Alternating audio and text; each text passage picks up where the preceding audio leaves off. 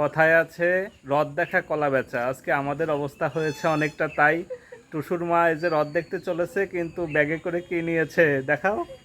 ব্যাগে করে নিয়েছি তেলের বোতল, তেলের বোতল নিয়েছে, বাজার থেকে তেল কিনে আনবে, রান্নার তেল। পুরাই কিন্তু রান্নার তেল।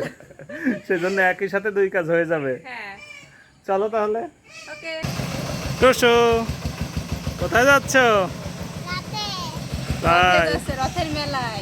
রথের মেলায় আজকে কোন কোন জায়গায় যাবা টুসু? অনেক জায়গায়। আজকে যাবো বদ্দিবাড়ি। বদ্দিবাড়ি হ্যাঁ। মানে বাটিকাডাঙ্গা আখড়াবাড়ি। হাঁটতে হাঁটতে পেয়ে গেলাম একটা ভ্যান। আমি আর আমার শাশুড়ি মা বসলাম সামনে, আর টুসু বেশি পছন্দ করে পেছনের দিকে বসতে। ভ্যানে চড়ে যাচ্ছে। টুসু কেমন লাগছে? এই সাবধানে। ভ্যান থেকে এখানে নেমে পড়লাম, আর একটু এগিয়ে যেতে হবে সামনের দিকে। হঠাৎ করে দেখা হলো এক পরিচিত কাকিমার সাথে, দূর থেকেই হলো কুশল বিনিময়। এই যে চলে এসেছে। রথ দেখেছো? রথ খুব সুন্দর করে সাজানো হয়েছে রথটা। এবছরই এখানে প্রথম রথযাত্রা, মানে সোজা রথযাত্রা হয়েছে, আর আজ উল্টো রথযাত্রা। গতদিন আমাদের এখানে আসা হয়নি, তাই আজকে এসেছি। চলো আমরা একটু ঘাটের কাছে যাই। চলো টুসু চলো। যদিও আমাদের বাড়ি থেকে ঘাটটা বেশি দূরে নয়, তারপরেও একবারও আসা হয়নি। আজকে এসে খুব ভালো লাগছে। টুসুর মা দেখো, এখানে গঙ্গা মায়ের মন্দির। এর আগে আইছিলাম কিন্তু দেখা হয়নি। এর আগে দেখোনি না? কি সুন্দর। হ্যাঁ, আর এইখানে দেখো ঘাটটা কত সুন্দর। ঘাটের জল একদম পরিষ্কার। আসো আগে আসো, একদম ফ্রেশ। বৃষ্টি হয়েছে তো এই কারণে দেখে মনে হচ্ছে না যে একটু স্নান করি। হ্যাঁ, সেই মজা লাগছে। টুসু কেমন লাগছে তোমার? তুমি কি সাঁতার জানো? কবে শিখলে সাঁতার? টুসুর মা জানো সাঁতার? আমি অল্প স্বল্প পারি আর কি। কিন্তু নদীতে সাঁতরানোর মতো মনে হয় না। নদীতে সাঁতরাতে হলে আরো ভালো করে জানতে হয়। আসলে এমনিতে সবসময় কিন্তু এই নদীতে এত জল থাকে না, কিন্তু যেহেতু এখন বর্ষাকাল আর আষাঢ় মাসে প্রচুর বৃষ্টি হচ্ছে, তাই নদী একদম টইটম্বুর হয়ে গেছে।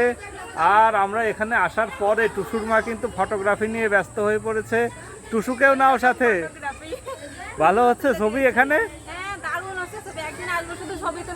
একদম একদম আসবো আমরা। আর এই ঘাটে আসার পরে টুসু পেয়ে গেছে কিছু বান্ধবী, টুসুকে ডাকছে এই টুসু, এই টুসু বলে।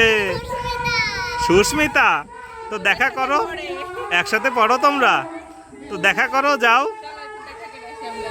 এখানে ঘাটটা কিন্তু বেশ বড়, আর এই লাল রঙের করা রয়েছে, দেখতে খুবই সুন্দর লাগছে। আর নদীর দুই পাশ জুড়েই সবুজের সমারোহ। বর্ষার কারণে আরও সবুজ হয়ে উঠেছে। নদীর ওই পারে একটা মন্দিরের চূড়া, আবার এই পারেও এই একটা কালী মন্দির। সব মিলিয়ে কিন্তু জায়গাটা খুবই সুন্দর। বর্ষার জল এরকম ঘোলা হওয়ার কারণ হচ্ছে মাঠ ঘাট ছাপিয়ে পলি মাটি নিয়ে আসে জলের সাথে, এই কারণে জলের রংটা এরকম ঘোলা দেখতে হয়। খুব সুন্দর। এখন আবার যাচ্ছি রথের কাছে। এখানে এসে দেখা হলো টুসুর স্কুলের ম্যামের সাথে। আমরা দুজনে গেলাম রথ টানতে, কারণ ঝেও টানেনি আর আমিও টানেনি। এই যে জয় জগন্নাথ বলে রথ টানছি। আসলে অন্যরকম একটা ভালো লাগা কাজ করে। প্রভু জগন্নাথ আমাদের সবাইকে ভালো রাখুক, সবাই সুস্থ থাকুক। আমার টুসুও এই রথ টানতে অনেক পছন্দ করে, সেও জয় জগন্নাথ বলে আমাদের সাথেই। বেলা প্রায় শেষের দিকে আমরা আরেকটা মন্দিরে যাব। আবার আকাশও মেঘাচ্ছন্ন, বৃষ্টি পড়বে পড়বে ভাব, এই জন্য আমরা এখান থেকে তাড়াতাড়ি বেরিয়ে পড়বো। প্রসাদ পেয়েছো?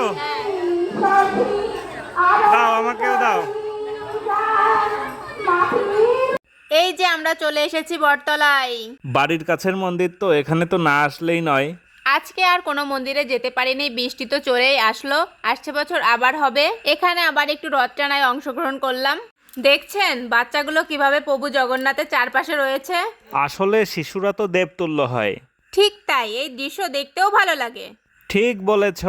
জয় জগন্নাথ। জয় জগন্নাথ। সাথে থাকার জন্য অসংখ্য ধন্যবাদ ও ভালোবাসা সবার জন্য।